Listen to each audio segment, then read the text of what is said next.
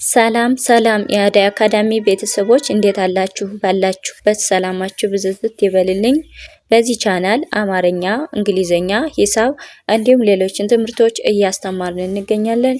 የምናስተምርበት የትምህርት አማራጭ በኢሞ፣ በቴሌግራም፣ በዋትስአፕ፣ በጉግል ሚት በያላችሁበት ቦታ በማንኛውም ሰዓት ሳይገድባችሁ ደውላችሁ ታች ላይ ስልክ ቁጥር አለ መማር ትችላላችሁ ማለት ነው። እንዲሁም እህቶቻችን ወንድሞቻችን ያላወቁ ልጆቻችን ካሉ መማር ይችላሉ ማለት ነው።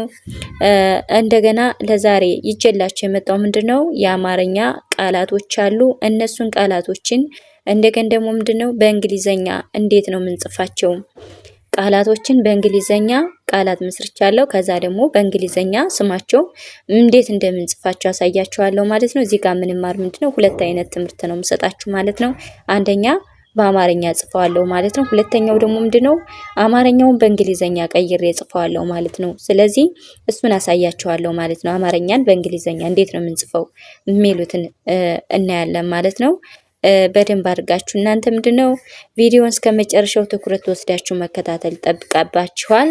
እንደገና ደግሞ አሁን አብዛኛው ተማሪዎች ምንድነው እኔ አሁን ይሄ ቪዲዮ አዲስ ቪዲዮ ነው፣ እንደገና ሁለተኛ የከፈቱት ቪዲዮ ነው። በሃይምሯችን ወይም በጭንቅላታችን ከምንይዝ ደብተር እስክሪብቶ አዘጋጅተን እየጻፍነ እያነበብነ ብንል በጣም የተሻለ ነገር እናገኛለን። ለምን እንደ እህትነት የምመክራችሁ ነገር ምንድነው አሁን ሃይምሯችን አይዝም። ለምን ማይዝበት ምክንያት አንደኛ በጭንቀት በሐሳብ የተወጠረ ነው። በቃ በትምህርት ሳይሆን ሐሳባችን በጣም የተበታተነ ስለሆነ ጭንቅላታችን ላይ ማረፍ አይችልም ወይም ደግሞ መቆየት አይችልም ማለት ነው። ስለዚህ ምንድነው ደብተር እስክሪብቶ አዘጋጁ። አሁን ወደ ትምህርታችን እንቀጥላለን። አብራችሁን የጋ እያነበባችሁ መከታተል ትችላላችሁ። እዚህ ጋር ምን ይላል እንደምታዩት ምንድነው እነዚህ በአማርኛ የተጻፉ ቃላቶች ናቸው እነዚህ ደግሞ ምንድናቸው እንግሊዘኛ ናቸው። የነዚህን ስም በእንግሊዘኛ ነው የጻፍኩት ማለት ነው።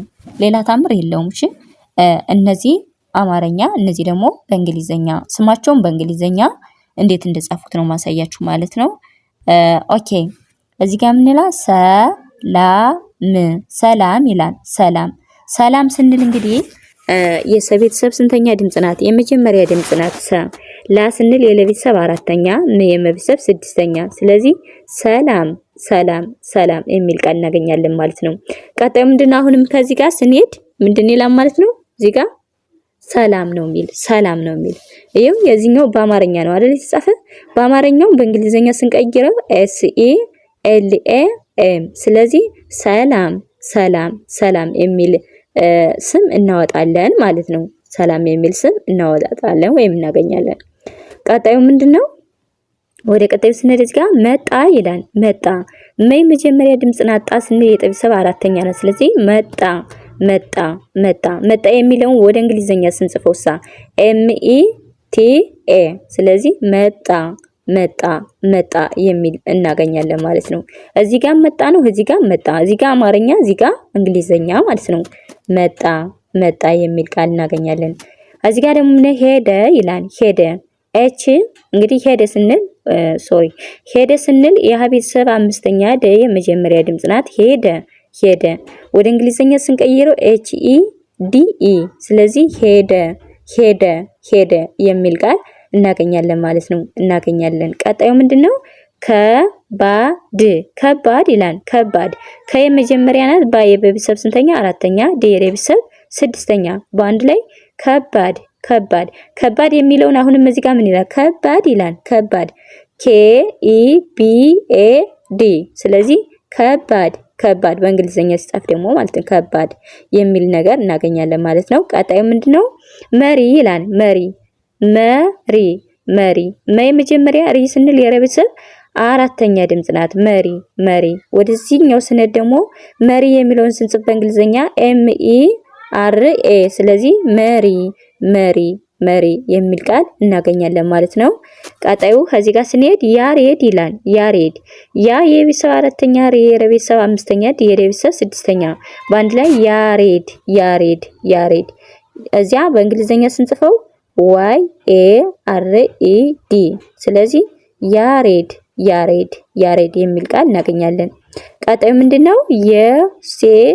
ዮሴፍ ይላል። ዮሴፍ ዮ ማለት የቤተሰብ ስንተኛ? ሰባተኛ ድምጽ። የቤተሰብ አምስተኛ፣ የቤተሰብ ስድስተኛ። ስለዚህ ዮሴፍ የሚለውን ወደ እንግሊዘኛ ስንጽፈው YOSEF። ስለዚህ ዮሴፍ የሚል ቃል እናገኛለን ማለት ነው። የሚል ቃል እናገኛለን። ቀጣዩ ምንድነው? እዚህ ጋር ስራ ይላል። ስራ ስንል ሰ እና የቤተሰብ ስንተኛ? አራተኛ። ስራ የሚለውን ወደ እንግሊዘኛ SERA ስራ ይላል ማለት ነው። ቀጣዩ አለሁ የመጀመሪያ ለየመጀመሪያ የቤተሰብ ሁለተኛ። ስለዚህ አለሁ የሚለውን ወደ እንግሊዘኛ ስንጽፈው ALEHU። ስለዚህ አለሁ የሚል ቃል እናገኛለን ማለት ነው። ቀጣዩ እሺ ይላል። እሺ የቤተሰብ ስድስተኛ፣ የቤተሰብ ሶስተኛ።